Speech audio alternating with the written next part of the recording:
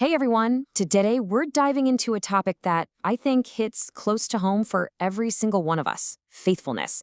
In a world that's just full of broken promises, we're going to look at what it means to have an anchor, something that is absolutely unshakably reliable. So let me just start by asking this. Have you ever been let down by someone you were really counting on? Of course you have. We've all been there. That sting of disappointment when a promise gets broken, or when someone you trusted just isn't reliable. It's a universal feeling, and honestly, it can be pretty painful. And the Bible is brutally honest about this. It doesn't sugarcoat it. On the one hand, it asks, who can find a faithful man? And even compares relying on an unfaithful person to the pain of a bad tooth or a dislocated foot. Ouch. But then, in the very same book, it paints this completely different picture of God's faithfulness, something that endures for all generations. It's a night and day contrast. Okay, so that brings up a really important question. What do we actually mean when we say God is faithful? It's a word we throw around a lot, but its real meaning is so much deeper and more powerful than we usually think. So let's get to the root of it. The original Hebrew word here is aman. It means to be firm, steady, totally dependable, and true. But here's the part that is just so cool. This is the exact same root word that gives us the word amen. Think about that. Every time you say amen at the end of a prayer, you're not just saying so be it. You're literally declaring this is firm, this is reliable, this is faithful, this is trustworthy. And this isn't just some abstract concept. It's a promise that God has been demonstrating all throughout history. You can trace this golden thread from the very beginning.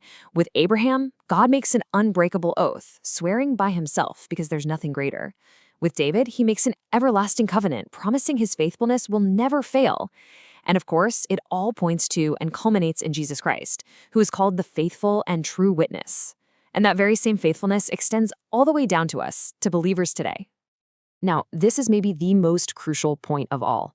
God's faithfulness doesn't depend on us. It's not based on how good we are or how consistent we are. I mean, this verse makes it crystal clear. Even when we are faithful, he remains faithful. Why? Because it's who he is. It's his very nature. He literally cannot deny himself. His faithfulness is about his character, not our performance. Okay, so God is faithful. That's incredible news. But what does that actually mean for you and me on a Monday morning, right, in our day-to-day lives? Let's break down how this truth becomes a practical anchor for us, right now. So let's get practical. God's faithfulness meets us in three massive areas that pretty much cover our entire existence: our past failures, our present struggles, and our uncertain future. First up, let's talk about our past, specifically our failures. Because let's be real, nobody's perfect. We all have those moments we wish we could take back, the times we've messed up. So what does God's faithfulness look like right there, in the middle of our mess? Well, this promise tells us that forgiveness isn't a maybe. It's not something we have to hope for. It is a guarantee. And that guarantee is rooted in the fact that God is faithful.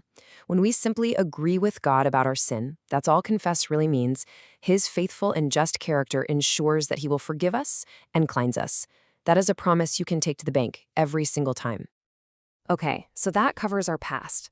Now let's talk about our present, our struggles. And this could be anything, right? From that daily temptation to just give up, all the way to those deep, dark seasons of suffering that we all walk through at some point. This is such an incredible promise. It means that no matter what you are facing, God's faithfulness guarantees two things. One, he will not let that trial be more than you can bear with his help. And two, he will always provide a way through it, a way of escape. He is faithful to see you through it and help you endure. And finally, let's look ahead to the future. With all the chaos and uncertainty in the world, what about the big picture? I mean, what about our ultimate destiny? Can we have any real solid security there? This verse is just profound. It tells us flat out that our eternal security, our future, it doesn't rest on our ability to hang on to God. It rests entirely on his faithfulness to hang on to us. The God who called you, who started this good work in you, is faithful to see it through to the very end. He will do it. So, when you put all of this together, forgiveness for your past, help in your present, and total security for your future, what does that give you? It creates this incredible, deep sense of stability. And the Bible has a perfect metaphor for exactly this feeling: an anchor. That's what it is. In the middle of the storms of life, and we all have them, right? The chaos, the fear, the broken promises. This hope we have in a faithful God acts as an anchor for your soul, and it's described as sure and steadfast. It holds you secure, not because you're strong, but because He is unchanging, unmovable, and totally reliable. And that, really, brings us to the most important question of all, because understanding God's faithfulness isn't just about learning a cool theological fact, it's an invitation. It's personal.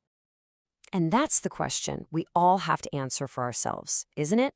We're all building our life on something. We're all placing our trust somewhere. So, in this world of sinking sand and broken promises, what foundation have you chosen? Where have you placed your trust? At the end of the day, the message is really simple. We're shown a God who is the complete and total opposite of the unreliability we see all around us, a God who keeps His word, a God who offers compassion when we absolutely don't deserve it, and a God who provides that sure, steadfast anchor for our souls in the person of Jesus Christ. And the invitation is simply to trust Him.